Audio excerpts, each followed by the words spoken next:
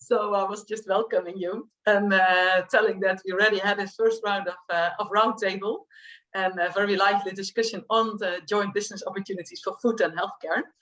And so I'm going to introduce to you again the lovely guests that we have at this roundtable. First, tell a bit about myself. So my name is Judith van der Horst, and I work as Innovation Lead of Food and Health at Food Valley. Food Valley NL is an organization and one of the organizing partners of this Innoboot event.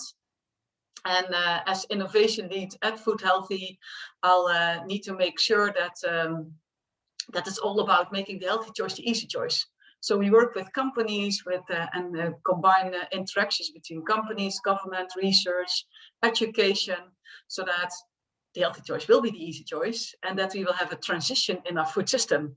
So that by a more healthier and more sustainable food system, healthy food will be available for all. So that's actually what we do as Food Valley. And I'm very glad that I can introduce you some excellent people that we have on a round table, apart from you all as listeners, and I hope we will have also good interaction on this. So first I'll introduce you Pim Assendelft. You may have heard his keynote lecture that we kicked off this Innoboot event with. Pim is Professor of Prevention and Healthcare at the Department of Primary and Community Care at the Radboud University Medical Center. So welcome, Pim. Thank you. Then we have Jochem Stroeken. Jochem is CEO and founder of the Ekomenu, or in Dutch we say Ekomenu. And the Ekomenu is a company with personalized meal boxes with fresh and healthy products that are tailored to all kinds of different lifestyles. Such as protein-enriched menus, for example, for post-surgery, but also for patient groups like multiple sclerosis or people with high blood pressure or people who want to lose weight. Welcome, Jacques. Then we have Jochem Bossenbroek. Jochem is CEO and founder of Verdify. And Verdify is a platform, call it a plug-and-play platform. That is able to personalize all kinds of recipes to really have tailor-made recipes for whatever you as a person, as an individual need. So it's really in the core of personalized nutrition. Jochem, welcome. And last but not least, we have Anouk Snelders. Anouk is a founder of the Health Football and co-founder of The Treat, a collaboration with Maas Coffee. And Health Football supplies, as I also told it in the first round table. We probably all know this Fibo walls where you can have French fries, kinds of snacks. But Health Football is different. At least it supplies healthy in-between snacks of healthy meals on vegetarian or vegan basis. And these smart fridges or health food walls, you can find them, for example, in Radboud University, but also next year in Radboud Hospital.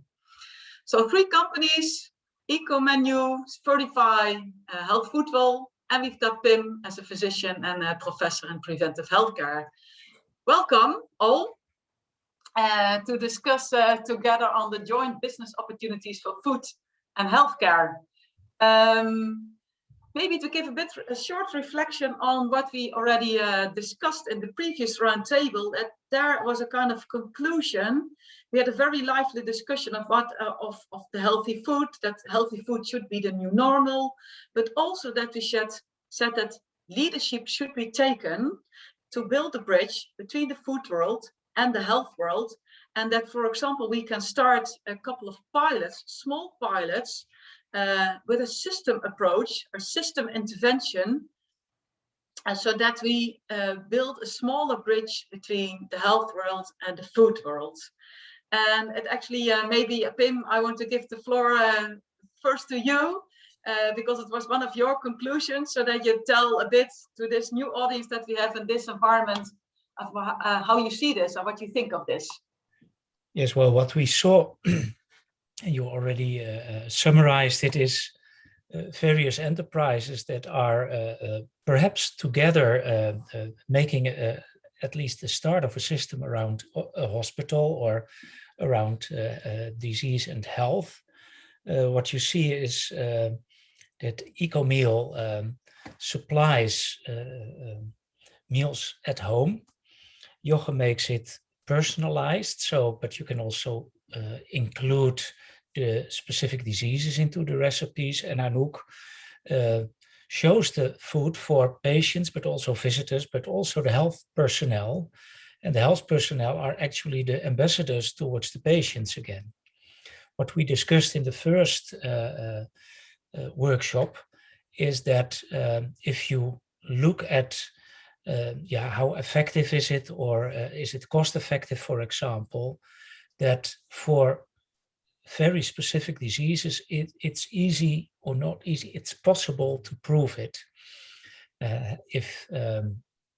If there's a very big effect of the food, and if it's a disease with clear outcome measures, you can perhaps prove that it's an effective or cost-effective approach. For example, for inflammatory bowel diseases. It's more complicated if you look at obesity in general, for example, and if the results of this obesity are many different diseases.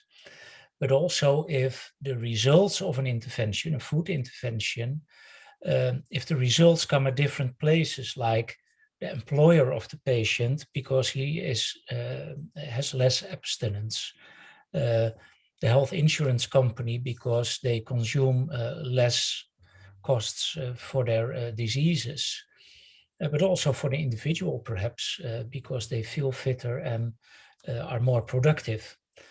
So altogether, if you look at a big system, the investments are on a different place than the gains of a program. You can also add a so-called social impact bond, that you look for somebody who finances from the outside and brings this in balance. It's not so easy, and if you look at health in a more smaller way, it could be or should be the insurance company, but they are very strict in the ways that they look at evidence for food interventions. So we have some parts of the puzzle already here in this room. I just summarized them, but we can think of making a pilot out of medical leadership, for example, or a few hospitals, perhaps only with a few diseases or a few groups of patients, to start this. And that's open for discussion for me. We should start somewhere and show the benefits, actually. Mm-hmm. Yeah, thanks, Pim. And I can imagine, Jacques, if you hear that, start with certain patients, you also focus at certain patients group. Jochem, you with Verdify as well. I can imagine that you want to react on this. I think, of course, we need to pilot many new innovations, and especially when we talk about MS menu plans and how to reach the people. I think it's very important to do pilots. Of course, also from hospitals, although people stay there for 4 days, so it's especially a place where you can really touch people and make a change.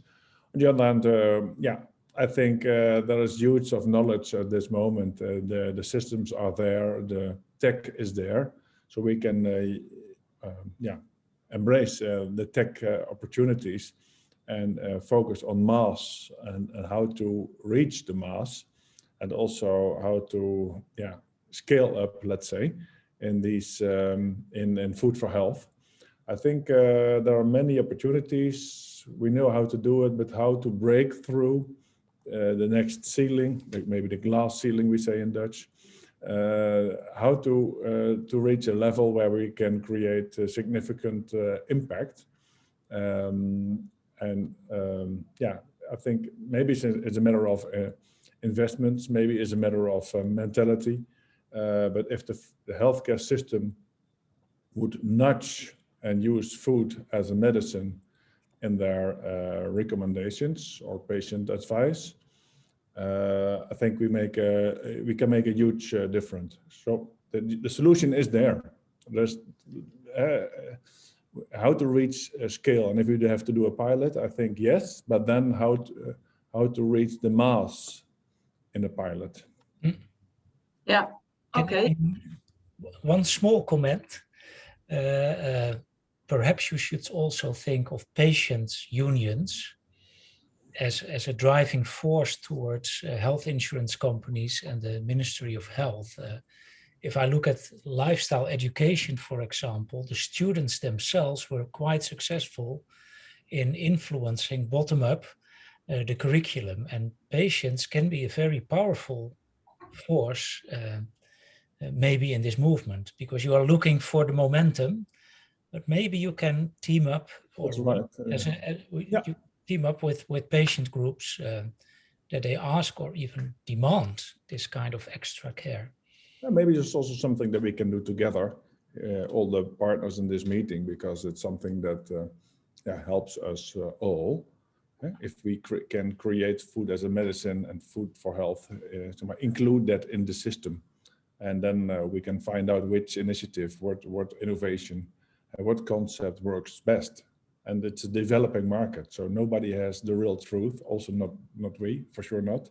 But we have to find out how does it work in real life, in mass, and to be really an alternative for, let's say, the traditional systems. Mm-hmm. Mm-hmm. So if you think the system approach and the system intervention, so indeed, there's patient unions, that might be a way to give a certain push for having a big systemic intervention. The health insurances were also mentioned. And what's more needed, because I hear you saying that we want to reach scale, we want to be able to reach the mass. So who should be more needed in this system approach to reach this mass and to be able to scale up? What I see, I just see with different eyes. I see what is happening, let's say, in the supermarkets, where in fact the promotions basket is typically unhealthy. So what's the incentive, for example, Albert Heijn, to make the promotion policy? Of course, that is also the supply, the A brands, the big food companies that are part of the business model. How can we change the business model? How can we nudge the retailers? But I think that's quite difficult.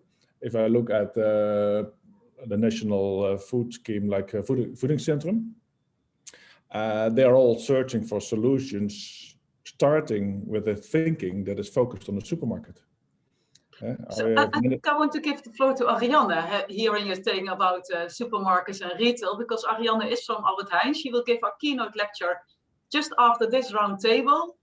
So Ariane, this probably triggers something with you that you want to give a reaction, I can imagine.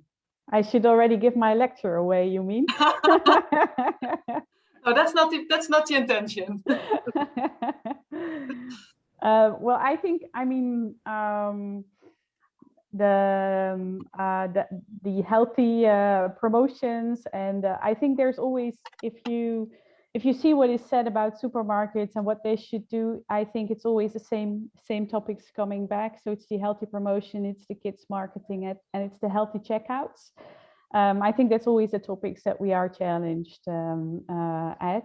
But I think where the key is to find healthy as a business model. What you already see is that starting now is that sustainability, and I know according to FAO, health is part of sustainability. But if you see sustainability is becoming a business model, because the customer is more and more aware of that it's important. If your children want to have a healthy planet to live on, then we need to be more aware of what we buy and if it's good for the planet.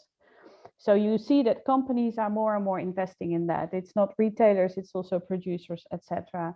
And I think that the way to find health as a business model, that is it's a system approach, like you say you did, that is what we need to find, I think. And I don't have the solution for that as well, as I'm more in the quality part of the supermarket. But I think there is a key. Yeah. So if we talk this system approach, this ecosystem approach, ecosystem intervention, And we talked about the need of having patient unions in that ecosystem, insurance companies, food producers, maybe ingredient suppliers, but also tech that was mentioned in the previous roundtable. It should definitely include tech. Do you also see a role of the retail in here if we want to build a bridge between food and healthcare? Yeah, I'm sure there's also a part to play for retail. I mean, I think 70% what you find in your home has been bought in the supermarket. So for sure there is a role also for retail. Mm-hmm. Okay, cool. Maybe someone else wants to, from the audience, wants to react on this?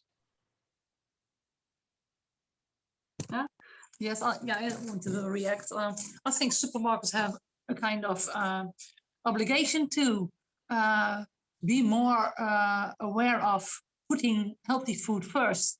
If you see the problems, especially I know about in the Netherlands, not worldwide, but I think they are so urging that they should take the responsibility to get good food in the picture, and not the cookies and the snacks and so on. I think too much, and we are too much. How do you say it? There are not that many sources beside the supermarket to choose from. They have such a big market, and they should take that responsibility in that. Yeah, I think. But if you say 70% is bought at the supermarket nowadays, but new initiatives, or what we call it as Food Valley, is new routes to markets are coming up. Like we have this health food bowl, we have this Ekomenu, we have Verdify with solutions platforms. So maybe you also want to react on this. Could that also be a way, together with the retailers, to make sure that health is a business model and that healthy food can be available for all? How do you see that coming up in the future? Yes, I think that it's very important that becomes a business model, but also that the money should not be at first place always. And I think, in a way, it still stays the first place.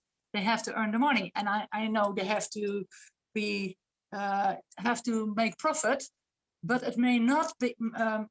I don't think it may be the case that the health will be less good then because of that, because the great shops want to earn the money. Mm-hmm. Yeah. So if we think about consumer needs, consumers will definitely look at price, but also at taste, at convenience, about availability. And if you think availability, then it's indeed in the retail, the supermarkets, but it is also there's new routes to market. So maybe Anouk, from your health food bowl perspective, how do you see these kind of new approaches, new business models? How could they tap into making healthy food more as a business model? Yeah, that's what we're focusing on. We're focusing on out-of-home markets. So where EcoBox is focusing on, Ekomenu is focusing on the consumer at home, we're focusing on the consumer at their office, in their universities, at their hospitals, at Schiphol, where we're all having locations. So for me, the focus is on making healthy and fresh food, and with health food, well, it's vegetarian and vegan, and with the treat, it's more focused on freshness. Available 24/7, because I do think that availability is very important. As Pim mentioned, I think in this one or at the previous meeting, that it's very focused on impulse. So we all know that when we're walking in the NS station and we're hungry, we're getting home from work, the temptation is so high to go for an unhealthy choice that is available. So I think focusing on that out-of-home markets in the universities for students and in hospitals for employees, for guests, for patients, there's a lot of innovation there, especially with tech. So for me, it's with the food walls, the locker automat and the smart fridges that are being used to sell fresh food 24/7. That's a step in the right direction for availability, impulse, efficiency, tech, and health. But once someone steps out of the hospitals, I'm not there anymore. So then the patient or the guest or the employee, they have to make their own decisions in the supermarket and at home. So it's only one branch, that the out-of-home branch, that I can focus on, or that I'm focusing on. But then we have to tackle it all together to make the real difference and the real change. So I do think there is something here with all the people that are here present, with Ariane, with Jack, and with Jochem, to really reach all those channels together. Mm-hmm. May I say something on it? Yeah. Because I think the initiatives are great, small, but what the former speaker talks about, I really think is great. Maybe there should be a bit more information on it. What this product means for a patient, for a person, and that they also can think, oh, maybe it tastes good, it looks good. I want to have more, and where can I get it? So they get the information back home when they come from hospital or when they come from office, or that they know, hey, I can get it maybe also there or there. I mean, that they are also, taken in the head, like it's a good product and I should choose it more often. Okay. Okay, so Madelon, I see you raising your hand. Maybe you want to react on this? Yeah, I want to comment on that because I'm from a different angle. I'm from Clear, so a little bit in the tech, and we are looking at personalized nutrition advice based on people's blood glucose. And we've seen, well, over 1,000 users now in the last year that we exist. And one of the key things that comes up is that people want confirmation. They want confirmation that they make the right choice, and they very often don't have a clue where to find the information, whether they make the right choice. And I think if that's something, if we change this whole view on a systematical approach of, well, health, food as health and as a medicine, we have to provide everyone outside with a bit more grip on what is healthy, not in general only, but also for them specifically, what is healthy on certain moments of the day. I heard Anouk saying, well, at 4 o'clock, they want to grab something which looks nice and which is fulfilling a craving, but that can also be a healthy thing if you know where to look and what choices to make. So I think what we're lacking here, and I also agree with Doreen, information should be clearer for them, not only for the people who are already thinking healthy, because even they want confirmation, but definitely for the ones who have no clue where to start looking. And well, that was my point, that I think we really have to take that into account as well. Yeah, yeah. So maybe Pim, if you talk about information, and that's people just in general, so also patients, but in a way, we are every citizen is a patient. How do you see this? Is information so crucial about availability of what is good food? Do you have as playing a role in this system approach? I have mixed feelings about it, because there's always this saying that we have to educate people more, and somehow a lot of people that are sufficiently educated still make choices that are not the best choice. So it's not solving everything. On the other hand, we know that people who have diabetes, or for example, there have been studies at Amsterdam University about knowledge of adolescents about how much sugar there is in soft drinks, that you are sometimes amazed about how little people actually know. So it has two sides. We should not use it as only a solution, because sometimes people know sufficiently already, but then their behavior should be supported. But on the other hand, sometimes also as a GP, I'm amazed that people who already have diabetes still know very little about their disease. So it's both sides actually. On the other hand, like we were talking about supply chains and that people don't have to choose, it makes it easier even for people who don't understand very much or have too little knowledge. If the food is brought and there's a clear instruction, you don't need to give real deep insights in all kind of things, because one of the problems is that 20% of the people in the Netherlands have a very low, are illiterate or very low literate. So if you write things, they don't understand it, but the same proportion has very low health skills. They don't know what a kidney is. They don't know what a liver, how it works. So you can explain a lot about the health effects of food, but if people miss the real background, it's very difficult to actually tell them. And then perhaps it's a solution just to offer it. So that's an idea that I get from all these kind of high-tech things. If you offer it by personalized apps, if you offer it by bringing it to them home, if you offer it by putting it in a wall that you have a sort of guarantee what you eat here is healthy, and maybe you should even put extra stickers on it. This is especially good for people with diabetes. This is good for people who should have low salt. And then we perhaps even make the connection to the system that supermarkets also already have. So yeah, there's something with knowledge, but there's also with behavior and environment. It's these three all the time, I think. And the emphasis differs on the circumstances, the disease, and the person, I think. Mm-hmm. Yeah, and talking disease, also in this previous roundtable, we discussed about let's start a pilot, let's start it small, start in a few hospitals. And we also said, I read a bit from my notes, but start in a certain disease or a certain patient population, for example, of which the disease is crystal clear. We said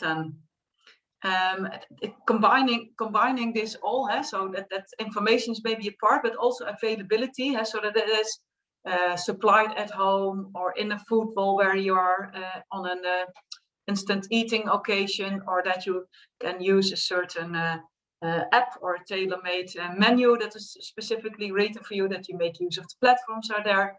Can we specify a bit more about this patient population? So maybe we can come up with concrete ideas for this systemic intervention, the systemic approach that we want to start. Is there someone that maybe wants to say some words on this? Maybe even Pim. Yeah, well, I would agree. Well, there are two kinds of diseases or patient groups. For example, people that have to lose weight, that's a big group, but it's very heterogeneous. You can also start with a very circumscribed group that you are quite sure that they need specific food. For example, people with sarcopenia that have lost muscles because of their illness. They need specific food to build up the muscle strength and volume again. That's very specialized nutrition. But I won't have to tell you that eating is also a social thing, so the family has to deal with it. It has to be fun, nice. So it has to be appealing for the patient. So already making that system will be quite a challenge, I think. Mm-hmm. If you look at the other side, people have to be supported in it as well. So hopefully, and then, for example, the local prevention agreement can play a role in that also supermarkets collaborate in this and employers collaborate in this enterprise. But well, I think that something like sarcopenia or people that have a bad kidney function, and that's quite a lot of people, they have to lower their fats, for example. People with severe stomach problems, well, and you already heard some things about the gut system, like inflammatory bowel disease. Yeah, there are many diseases, but on the other hand, if we think about a system approach, you should, for example, think about obesity in general. Yeah. Yeah, because also it was also your slide, I think. If we see what is the currently state of obesity and what also the prognosis, and let's say in a decade from now, that's tremendously. So if we think system approach, lower obesity, include from retail, insurance companies, food producers, but also this personalized nutrition. So as a way of tapping into the intrinsic motivation of consumers and make health the new norm. What's needed to make this happen? What can we do with the people that we now are having here in this meeting room? Yeah, I just hear Pim saying that it's hard to build such a system to capture all the information. But actually, that's exactly what we have been doing over the past years. So we can enable any consumer, any patient with a plethora of different needs to fill out their personal nutrition profile, capturing any types of medical issues they might have or comorbidities, any allergies, taste preferences, the number of people you like to eat with, even blood biomarker levels. We can include blood glucose levels. So we can even further enhance that. And based on that, we can personalize any recipe. And of course, the recipes are used by a lot of companies in the food sector. So it's the food box companies, it's retail, but maybe you can even retail it to the level of a food wall. It would be nice to see how that can be personalized in some way or another. But then actually the technology exists. So we just have to challenge each other and say, let's pick a disease and let's set it up and see who is interested to take part. And the tech is there, we just have to implement it. Yeah, so Jochem, you talk personalization. Is personalized nutrition then for you the way to solve this issue and to make sure that healthy food is the easy choice? In my opinion, yes, because healthy eating is different for everybody. Everybody has specific health needs. If you measure the blood glucose levels like Clear is doing, you will see that one person responds very differently to potatoes than another. And there are many other examples. And I have different taste perspectives or preferences than you have.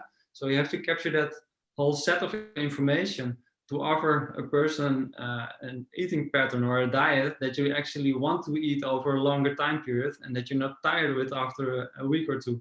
So to effectively implement it, you have to actually personalize it.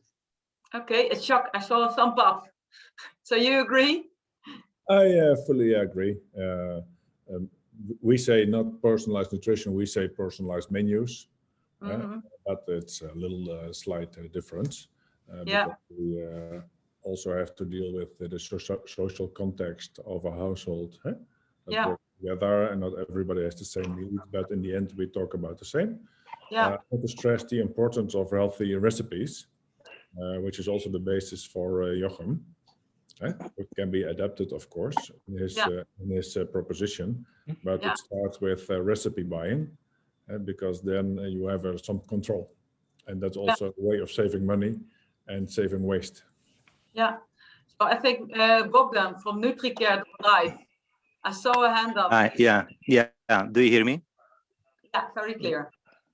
I think we need to add one more variable in all our discussions, because personalized nutrition means that we can cover all the needs of our clients. So on top of proper food, because we all provide advices on proper food, we need to add proper supplements, dietary supplements. So according to all the studies, and with our experience, we realize that we can't cover 100% of all the nutrients needs only with food.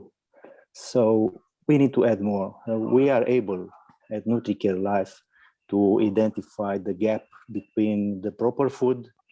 Our colleagues will supply to their customers the proper supplements. So on top of this, we need to add this. So this is my observation. Wonderful, all the discussions. It was perfectly. We catch the idea, but on top of it, please don't forget the supplements. Do not stay on try and error or on all size fit all, because today all the most of the nutritionists, after they are providing the proper diet, the proper food, they will start to guess which supplements should be increased with dietary supplements. So here we can help all of you to cover this gap. Thank you. Yeah. So thanks. I can, Madelon, from Clear Health. You're also in this personalization, more focusing on the measurements and the determination. And so Bogdan, you think one size does not fit all. It's about personalization. Fortification might be needed to make sure that it is not one size fits all. So Madelon, from Clear Health perspective. Yeah, I fully agree that you have to scale it somewhere, and that you do, so on one hand you need to know what's good for you as a person, but it should be reasonable that it fits within your your daily routine and everything. So there needs to be a balance, because otherwise well, we can serve millions of people on a really individual level, but if they know what's good for them, then of course you can apply the more generic rules of what is healthy within that context, and then I think that's a broader perspective. Yeah. Guys, we have 5 minutes left, and then we already need to round up this discussion. So what I have in mind, at least that's one of the things that I see as a kind of very dedicated takeout of maybe a clear action, is that what I hear is that we want to start something, that we want to start small pilots in a few hospitals in this system approach, the system intervention. We also mentioned that it won't be easy. We need more people than the people we have nowadays in the room. So this patient unions, this insurance companies, this local prevention agreement could play a role. And so we need to have more healthy as a business case, so the retail should be there as well. How can we come this to a concrete action? How can we really make this a call to action so that we can start initiatives? Maybe small, but at least start piloting something. Who wants to join this kind of initiative? Yeah. Who can I invite for a follow-up meeting, for example? Yeah. I think we can support any initiative who have the aim to identify the nutrient deficiencies of any patient from any part of the Holland. So we are able to provide this for free, and we can do it if you want to be involved in any kind of project. We are available. Yeah. So maybe also want to give some final words to Jacques, to Anouk, to Jochem, and to Pim, the guests of this round table. So we've been discussing on this kind of initiatives on the systemic interventions, ecosystem intervention before. So is there some final words from you to make this a dedicated call to action? Jacques, can I start with you maybe? Yeah, maybe finding some common ground from Food Valley for all network partners. To find some non-competitive systematic approach to solve the system blocks that should be solved to really realize mass. As in the second scenario, we cannot in my opinion, we cannot trust fully on the existing system and the existing situation. We need also some competition and innovation in between food systems in order to see which food system helps us best to solve the situation for the long-term future, let's say. And so that would be my point, and maybe work together with some of the startups and scale-ups in this field. Thanks, Jacques. Jochem. Yeah, so actually I'm thinking of something that's related to my previous work at Topstart, where we did a lot of project development. In my opinion, we have to form a consortium of interested parties that want to contribute, define a common end goal, and then set up a project plan that we can implement in a later stage. And hopefully we can even find some funding to get this project rolling effectively. And with that consortium, make something beautiful happen and together work towards proving that food can be really beneficial in terms of health, and yeah, take a nice leadership role there. Yeah. Anouk? Yeah, I think also I would be very open for a pilot, of course, for the out-of-home markets, whether it's a hospital or a university or an office, it really doesn't matter. I think for cases like this, it's so complicated, as we have all been understanding this whole time.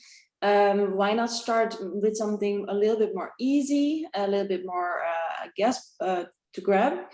For example, a large office that is very dedicated to support his employees to eat more healthy. That's a very trending topic at the moment for employers. Place one of those locker automats. It works on QR code. It can work on QR code. Find the right production kitchen. And I think Food Valley has this really interesting new startup with a really cool production kitchen that is also fully automated. Have the employees sign up to the account of Verdify, have their personalized nutrition, have their personalized recipes made by the production kitchen, delivered to the locker automat, placed in the locker automat. Everyone can grab their own personalized meals from the locker automat whenever suits them. Also supply, of course, Ekomenu boxes there to grab for home. Just something a little bit more playful, a little bit more something that we can start right now, because I think everything is more future sometimes that we talk about. And I think, yeah, grabbing it a little bit more smaller is already very possible. So focusing on the now would be something that I would be very interested in. Thanks. I noted that, Anouk. So let's see. Pim, can I give the final words to you before we really need to close down this round table? Yeah, but it doesn't happen so often that I have to conclude that everything has been said already. Besides that, the proposition of Anouk goes from healthy people, or perhaps, well, at least a working setting that's a different setting than from hospitals or healthcare. So we have to look at that. But I think a consortium would be nice, and perhaps start small. But if we have a consortium, it would be nice to try to tell this bigger story together, that you know towards what you are working, and that you do that in small bits and bytes. But I think that all together in our discussion, we have learned a lot from each other as well. So all together would be nice.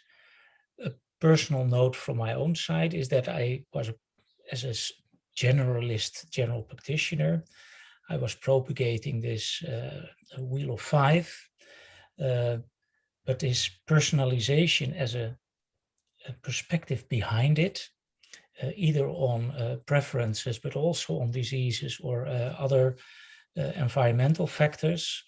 I think that's really something that I take with me, although I'm still a generalist, including the supplements that are perhaps needed for people that don't want to eat certain foods, but still need this addition.